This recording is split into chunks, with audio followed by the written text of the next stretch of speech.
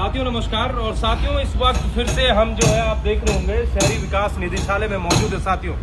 और कल भी हम यहाँ पर मौजूद थे और जैसे आप समझ सकते हैं साथियों कि इस विभाग ने कैसे जो है बैग भर भर के साथियों ईओ इस बैग के माध्यम से जो है कई ईओ बने हैं साथियों। ऐसे ही बैग न जाने मंत्री राम सिंह कैड़ा जी, और हम स्पष्ट कहेंगे और ऐसा पूरा प्रदेश इस वक्त कह रहा है कि कैसे जो है मंत्री राम सिंह कैड़ा के पास ऐसे बैग भर भर के आए होंगे साथियों, तभी तो सारे नियमों का उल्लंघन हुआ है। ईओ आप समझ सकते हैं साथियों कि 34 से ज्यादा ईओ बनाए गए हैं और उसके बाद ईओ बनाने के बाद सारे जो नियम कायदे हैं साथियों वो पूरे धरे के धरे रह गए। आज हम यहाँ आए थे, हम डायरेक्टर साहब से भी मिले और उनको भी हमने सारी चीजें यहाँ पर बताई साथियों कि बिल्कुल ये जो पद, ये जो बंटवारा हुआ है, ये जो ईओ किसी को भी बना दिया, क्लर्क को ईओ बना दिया है, सफाई निरीक्षक को ईओ बना दिया है, 175वें स्थान से सीधे किसी को जो है पहले नंबर पर लाकर उसको ईओ बना दिया है। ये कहीं ना कहीं साथियों उन ईमानदार लोगों की जो डिपार्टमेंट में बैठे हैं, जो सीनियरिटी जिनकी बेहतर थी, जो ईमानदार लोग थे, उनकी कहीं ना कहीं साथियों नाइंसाफी है। इसके अलावा जो प्रदेश के युवा साथियों ईओ की वैकेंसी का इंतजार कर रहे हैं, उनके लिए भी कहीं ना कहीं जो है यहाँ पर बेहद गलत हुआ है साथियों। तो मैं साफ तौर पर यह कहना चाहूंगा कि मंत्री राम सिंह कैड़ा जी, अभी आपको जुम्मा जो है 2 महीने भी अभी मंत्री बने नहीं हुए और अभी से अगर आप ऐसी हरकत करोगे, वो भी आप युवा मंत्री हो और युवाओं के साथ धोखा करोगे, वो युवा जो लोक सेवा आयोग में कहीं ना कहीं जो है भर्ती का इंतजार कर रहे हैं अपनी, और उनके साथ अगर आप जो है बुरा व्यवहार करोगे, गलत करोगे, तो कहीं ना कहीं आप भी जो है अगली बार शायद मंत्री नहीं बन पाओगे। हो सकता है आप अगली बार विधायक नहीं बन पाओगे।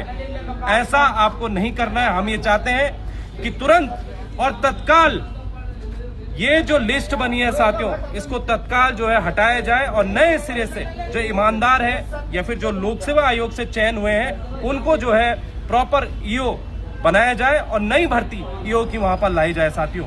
आज हम ये बैग भी मैं यहाँ पर लाया था, हमारे साथ हमारे महासचिव कठैत जी हैं, हमारे साथ जो है विशाल है, हमारे साथ हमारे उपाध्यक्ष सुरेश सिंह है। थोड़ा संक्षेप में आप लोग बोलिए कि क्या हुआ और कहाँ तक ये मामला पहुँचा। देखिए नमस्कार साथियों, बड़ा दुर्भाग्य है जिस प्रदेश में हमने ये उम्मीद लगाई थी कि अब इस शहरी विकास निदेशालय की जो जिम्मेदारी है वो मंत्री राम सिंह कैड़ा जी के पास है। युवा मंत्री हैं, कुछ बेहतर करेंगे, लेकिन हमें मालूम नहीं था कि मंत्री जी कुर्सी पर बैठते ही अपने कुछ चुनिंदा अधिकारियों के माध्यम से यहाँ पर उगाही करना स्टार्ट कर देंगे। ये हमने कतई नहीं सोचा था। आज जिस प्रकार से हमने यहाँ पर डायरेक्टर साहब से मिले और 1-2 दिन से चीज़ों को खंगाल रहे हैं, उससे स्पष्ट होता है कि ये मंत्री जी की सह के बिना ही संभव ही नहीं था। ये मंत्री राम सिंह कैड़ा जी के बिना संभव ही नहीं था। तो इसलिए हमारी दरख्वास्त है माननीय मंत्री राम सिंह कैड़ा जी से कि कृपया प्रेमचंद अग्रवाल जी के पद चिन्हों पर न चलिए। बहुत बड़ा लंबा भविष्य है आपका, जरा युवाओं के भविष्य के साथ इस तरह के साथ खिलवाड़ करना बंद करिए। जो तमाम पद जो रिक्त हैं यहाँ पर पड़े हुए युवाओं के, उसका अध्याचन लोक सेवा आयोग को भेजिए और हम जैसे तमाम बेरोजगारों का भला करने की सोच रखिए। और इस प्रकार की उगाही, जिस प्रकार के आरोप लग रहे हैं, जिस प्रकार की सूचनाएं सामने आ रही हैं कि लेन देन के माध्यम से जिसका मन किया, जहां से मन किया उठा दिया, न वरिष्ठता देखी, न श्रेष्ठता देखी, न पद देखा, न प्रतिष्ठा देखी, न प्रशासनिक देखा, न गैर प्रशासनिक देखा, जिसने दिया बैग भर के उसको बिठा दिया ईओ।